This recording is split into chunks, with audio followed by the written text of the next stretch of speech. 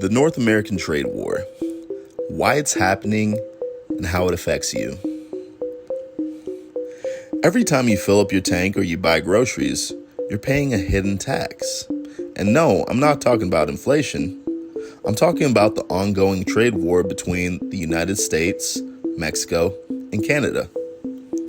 For years, our parents and our grandparents led us to believe that companies packed up and left town for cheaper labor overseas. That factories in the Midwest shut down because Mexico and China simply undercut wages. But that's really only half the story. The real reason? Comparative advantage. You see, in economics, countries specialize in industries where they have an edge. Mexico became the world's factory for cars and electronics because labor was cheaper and because NAFTA allowed companies to import goods back into the United States tariff-free.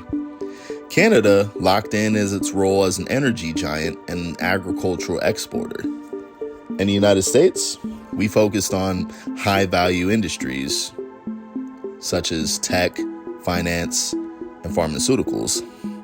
But now, the rules are changing. The United States is fighting to reclaim lost industries, Mexico is pushing back, and Canada is trying to flex despite being economically handcuffed to the United States.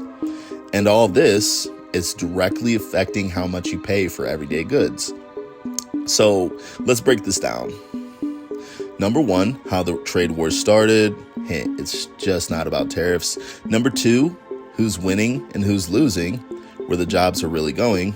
Number three, how it affects your wallet, the cost of cars, food, and electronics. And number four, why I support tariffs despite the short-term pain. Number one, let's get into it. How we got here. We just got here through a big history of bad deals. For decades, trade agreements shaped the United States American economy. The North American Free Trade Agreement, NAFTA, signed in 1994 by Bill Clinton, was meant to increase trade and economic integration between the United States, Mexico, and Canada. But what it really did was it allowed corporations to chase lower production costs without penalty.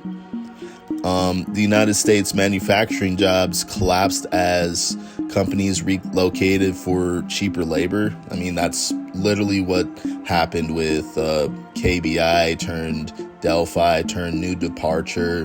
Now it's a friggin' Amazon warehouse. And Canada maintained a stable